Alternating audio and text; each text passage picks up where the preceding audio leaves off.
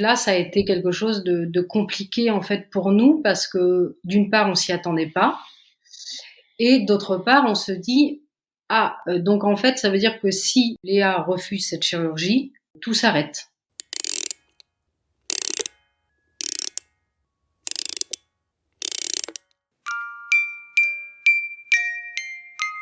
Avec le vote de la nouvelle loi bioéthique le 2 août 2021 et la publication au journal officiel de l'ouverture de la PMA à toutes les femmes, la France a rattrapé une partie de son retard.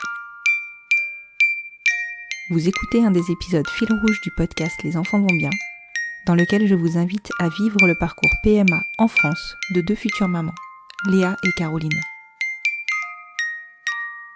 Concernant mon hystérosalpingographie, on avait reçu un appel de la gynéco parce que il y avait quelque chose qui n'allait pas au niveau d'une trompe, une trompe qui apparaissait bouchée en fait. Elle a appelé Léa un soir suite à ça pour lui en parler. Bon là c'est vrai que ça a été un appel qui a été un peu compliqué à recevoir parce que quand Léa avait passé son hystérosalpingographie, la personne qui lui avait fait l'examen, elle avait vu que les parois étaient un peu épaisses, qu'il y avait quelque chose, que le liquide ne circulait pas correctement, etc.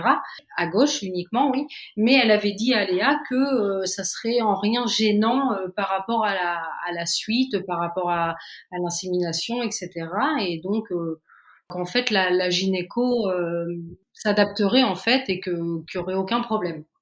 Sauf que là, donc on reçoit cet appel et il semble que ça pose problème finalement. Quand la gynécologue du CHU m'a appelée pour analyser en fait les résultats de mon hystérosalpingographie, elle me dit que j'ai une trompe, donc la gauche, qui n'est pas perméable, donc le produit ne passe pas, et que les parois, comme disait Caroline, sont épaisses. Donc, elle me dit, ce que je vais devoir vous proposer, c'est de faire une célioscopie pour déboucher cette trompe. Moi, je ne savais pas ce que c'était une célioscopie, donc je lui demande. Elle m'explique qu'en fait, c'est une petite intervention chirurgicale où on vient en fait réparer les trompes ou les déboucher, selon ce qu'il y a besoin de faire, que c'est une très petite intervention et que les suites sont très faciles, etc. Mais moi, sur le coup, quand je reçois cet appel, j'étais toute seule en plus, je ne m'y attendais absolument pas.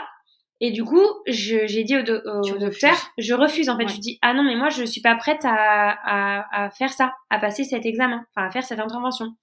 Et elle me dit, le problème, c'est que si vous refusez de faire la célioscopie, comme vous avez une trompe bouchée, en fait, votre dossier, il passera pas en commission. Il sera bloqué. En fait, ça bloque notre dossier carrément parce que, comme elle nous a expliqué, dans certains pays, c'est pas un problème en fait. S'il y a qu'une trompe qui fonctionne, c'est pas grave, ça n'empêche rien. Mais par contre, en France, ils ont fait ce choix de pratiquer les inséminations que si les deux trompes sont opérationnelles. Donc là, en l'occurrence, si Léa refuse donc cette intervention chirurgicale pour réparer ce qui ne va pas, en gros, notre dossier est stoppé. En tout cas, en France, tout se stoppe. On était un peu pris au dépourvu, on savait pas trop. Bon, après, il n'y avait pas d'urgence non plus à répondre, mais c'est vrai que ça a été un peu, la douche froide, comme on dit. On s'attendait pas à ça, et surtout, on s'attendait pas à ce que ça bloque tout, quoi. Oui, et puis en plus, comme moi, je me suis carrément braquée et fermée, en fait. Ma première réaction pour me protéger, ça a été de me braquer, de me fermer, de dire non, mais de toute façon, je ferai pas ça, j'ai pas envie. Parce qu'en fait, ça me stressait, clairement, de faire une célioscopie. Caro, elle était à côté, et elle, ça a été difficile parce qu'elle s'est dit dans sa tête, d'un côté, elle voulait respecter mon choix, mon émotion du moment, mon ressenti du moment, mais d'un autre côté, elle s'est dit, ok, ça veut dire que là, en fait, on fait une croix sur le projet. C'était pas facile pour elle, quoi, du coup, sur le moment. Parce qu'à la fois, elle respecte, c'est mon corps, elle respecte mes choix, mais à la fois, elle s'est dit, j'ai pas envie que ça bloque, quoi. Voilà. Le soir même, ça a été compliqué d'en discuter parce que Léa était assez fermée à toute discussion. Donc, je dis c'est pas grave, on va laisser. Je vais lui laisser le temps de digérer tout ça. Et puis on en a reparlé le lendemain. Et là, ça allait beaucoup mieux. On a pu en discuter et je lui ai dit, t'inquiète pas, de toute façon, je crois qu'il faut qu'on continue d'avancer petit à petit, de prendre les choses au fur et à mesure. Là, on te propose ça, ok, mais il y a peut-être des solutions un peu plus naturelles dans un premier temps. Donc, on va se renseigner, on va voir, on va tester des choses et puis si ça marche pas, et bien dans ce cas-là, on en reparlera, on prendra la décision qu'il faudra, etc. Mais voilà, je voulais qu'elle se sente rassurée. Je voulais pas non plus qu'elle ait l'impression que je lui mette une pression supplémentaire par rapport à ça.